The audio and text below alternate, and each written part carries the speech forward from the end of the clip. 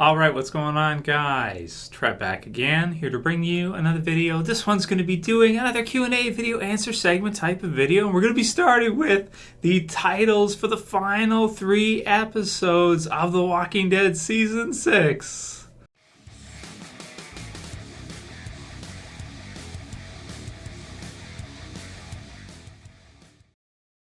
Okay, and spoiler warning, if you guys haven't seen up to at least episode 12 yet, oh man, these are cool. So this is from comicbook.com. I'm going to put a link in the description. You guys can check it out. It's titles and descriptions for episodes 14 through 16. We've already seen, of course, 13, same boat, or the same boat.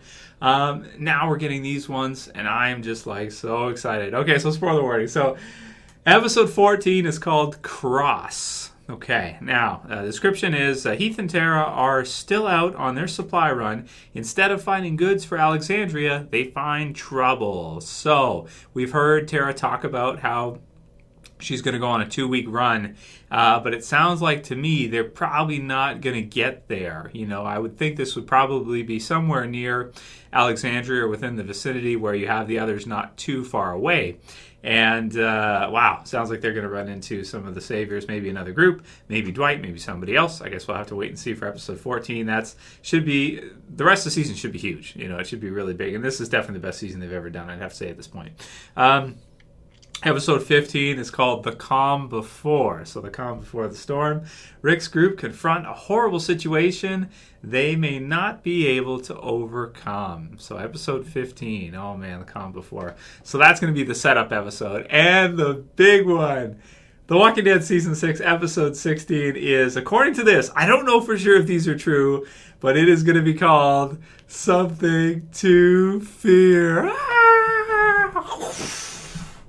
Sorry, I had to regain my composure there for a minute. Okay, so the description for that is, in the aftermath of a tragic blow, Eugene falls captured by Dwight, a member of the Saviors, whom are hell-bent on getting even with Alexandria. Negan teaches Rick and company a brutal lesson, which shows that Rick and company finally have something to fear. Awesome, man. Love it. So they're unconfirmed for sure. But, you know, because AMC hasn't been officially releasing episode names in bunches like they used to do, which is unfortunate because I love to get them. But I really hope they did call episode 16 Something to Fear. That's what I would call it if I was doing it. So that officially makes episode 16 of this season going to be the biggest, probably the biggest episode ever. Yeah, for sure. So my boss at work called me today, and my web camera is pointing that way, and it has the bat over there. He's like, "What's a bat for? What are you got a bat for?" And I was like, "Oh, it's a prop." And he's like, "It's a what?" And he's like, "I don't understand." He doesn't know all the extra stuff. And I was like, "It's spoilers. Just wait until the finale. You'll understand the bat. Wait until the finale. You'll understand the bat. Then come and talk to me after." I just spoiled.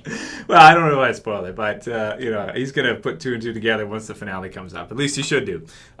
So I still think we're gonna see Negan in the finale. I don't think that I don't think he's gonna show up in episode 14 or 13. Possible he could show up in 15, like right at the end, but I think it's probably going to mostly be, you know, the end of 15 to finale type range for Negan to show up. Something to fear. So I'm having a good month, man. This has been awesome. I'm just having so much fun right now. It's incredible. I know you guys are too. So write your comments below what you guys think of the titles, and we'll get into a few of your Q&A questions. See, I can't get too excited, otherwise I can't talk. The first one's from Trident the Fan, and he says, "Trev, are you going to check out Robert Kirkman's other television series, Outcast?" So to answer his question from Trident, I have reviewed the first issue of Outcast in the channel. I did check out the first issue. I read it. I thought it was okay. I didn't like it that much. It's kind of got exorcism and stuff like that. The TV series got greenlit. So maybe it could be good, but I don't know, man. I don't know how into exorcism and demons and stuff like that I am. Not usually that much into it, but we'll see. I'll definitely check it out and probably do a review of the premiere. And I'll let you know there if I loved it or how I felt about it and if I'm going to continue doing like episode-to-episode reviews. The show has to be pretty good for me to review every episode. Otherwise, I usually don't do it because I just don't have the passion for it. Next one is from Lassie Loth. And he says, Q&A for you, Trev. The first man Glenn killed looked a lot like Jesse Pinkman. Do you think it could have been the same actor? As always, keep up the great work. He did look like Jesse Pinkman. He did look like Aaron Paul. But as far as I know, it's not the same actor. It's not Aaron Paul, because when he was in 999, he just looked a lot different. This character looked more like Jesse, like maybe 5 years ago in Breaking Bad, like in season 2 or something, way back then. Aaron Paul nowadays looks a lot different, and he was awesome in 999. I wonder if I'll see him in any other shows going forward. I love Aaron Paul, man. He's great, and loving Better Call Saul. Hopefully we'll see him in Better Call Saul or something. I'm hoping they can at least get the cast of Breaking Bad to do at least a cameo for almost everybody, and it looks like they might be able to do that if Better Call Saul lasts long enough. So we'll see what they have for us. I'm hoping Better Call Saul ends with like Saul like walking past Walter White or something, at like a gas station or something. I don't know, just anything like that. I think it'd just be an awesome way to end it or something. And then maybe they look at each other and whatever, and then they keep going. So something, I don't know, something like that. Not in the future, but in the because of course Walter White's dead. But you guys know what I'm talking about at the end of Better Call Saul, the prequel. Next one's from Tobias Larson. He says, who would win in a battle between the governor and Negan? So that is so easy, man. What an easy question. Negan would kick his ass so easily. Especially if you're talking about the groups. Like you're talking Woodbury versus the Saviors. They would have no chance, man. Woodbury would be nothing against the Saviors. I mean, not even close. Yeah, it's just a way bigger, badder, everything, better. David Morrissey was incredible for what he was, but Negan should be even more fun, I think, for sure. We'll see how it goes. Should be. Next one's from Connor Hazzy201. He says, Trev, Q&A topic. You didn't really talk about Gabriel in your review, and I just wanted to hear your thoughts on where you think he is as a character after last week's episode. I loved his kill on the Savior, and I'm starting to like him. Also, what do you think they're going to do with Rosita? Thanks from the UK, and keep up the good work. So, oh man, great question. I love what they did with Gabriel this last episode. I think that the TV series version of Gabriel has been fixed, and he's just really intriguing. He's conflicted because, of course, his faith and everything and what he has to do.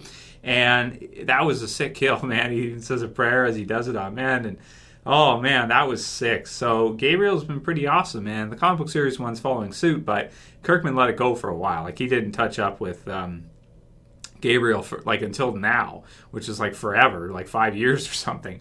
TV series version, they fixed him pretty quickly, and I'm actually enjoying him a lot now, which is surprising to me, especially with the Baby Judah thing and all that during No Way Out and stuff. So he's awesome, man. I like Gabriel now. They fixed him good. So, and Morgan, I'm starting to feel more for. I'm starting to get it with Morgan more, and start to see his perspective, his point of view. That maybe there's another way, but I don't know. It's interesting anyway. Next one's from D-Man. He says, hey Trev, what if Negan kills Glenn and Daryl? Think about it. If Carol is killed during the kidnapping, or just we find out Daryl's finds out about the whole Carol and Tobin situation, we find out Daryl was in love with Carol. Well, I don't know if I go that far, dude. I don't think he was. I think he just cares about her as a companion and friend, but not not in a romantic way, not in a relationship type way as far as that goes. I think it was more he cares about her because she's part of the group and everything, and I don't think they ever really had an attraction to one another. I don't think that makes sense for Daryl and Carol. And he was emotionally unstable state when the confrontation happens in the finale. The Eeny, Meeny, Miny, Mo game lands on Glenn and Daryl, in suicide. State takes a sacrifice for Glenn that Negan doesn't accept and winds up killing both Glenn and Daryl. That would be freaking crazy and sad and make viewers across the world piss themselves. You're probably right. It probably would. And, with all the people that they killed, all the saviors that have been killed off, I'm starting to think that we may see, a couple deaths in the finale. We'll see, or close to it, 15, 16 or something. We'll see. I'll do a couple more. Next one's from Justin Beach. He says, now more than ever, I'm really missing Dale, plus what happened to Rick's epiphany. Glenn's ruined now, and those plates used to cover Lana's pregnancy were just funny. Likewise, Trev, I'm all over the place, and I don't quite know what to think yet. So that was after I did the review, and that's true. A character like Dale, I wanted to add this, because a character like Dale could just never, he could never see, he could never...